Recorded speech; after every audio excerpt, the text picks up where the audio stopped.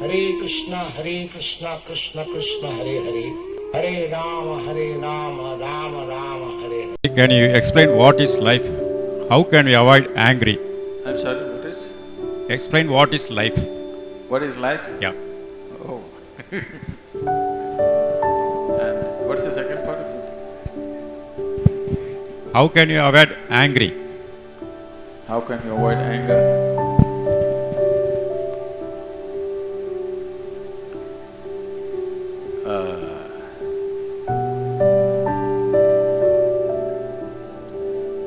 See, if you're driving in the Coimbatore streets,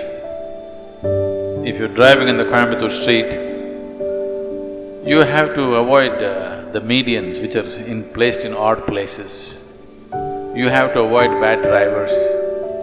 You have to avoid drunken men crossing the street, children crossing the street, all kinds of things. But when you're driving in Coimbatore street, do you have to avoid the moon? I'm asking, do you have to avoid the moon? No, because the moon is not on the street, isn't it?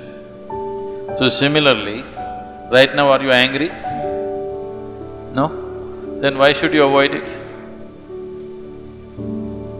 There's no need to avoid it. It is just that you think anger is an entity. Anger is not an entity. You become angry.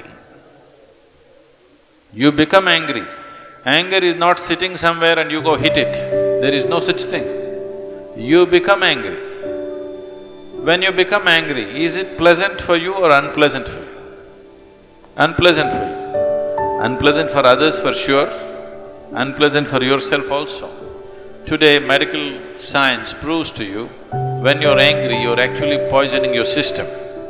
You know, we have always known this, but today chemical tests clearly show you that you're actually poisoning your system, generating poison in the system by being angry. So, why would you want to poison yourself?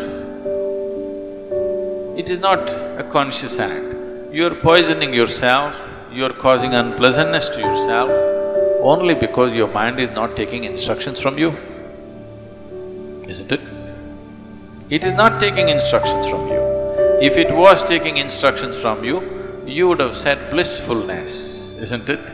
You wouldn't say anger. But now when you want to be peaceful, it is getting angry because it is not taking instructions from you. So if your mind is not taking instructions from you, you have to pay a little more attention to it. Why is it not taking instructions from you?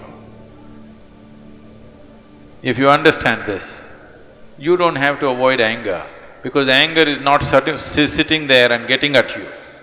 You are becoming angry, you are becoming unhappy, you are becoming miserable. These things are happening to you essentially because you have not done anything to take your faculties under your control. It is happening accidentally, just by chance. If outside situations are good, you are also good. If outside situations are bad, you're also bad. That is not how human life should be. Human life should be like this.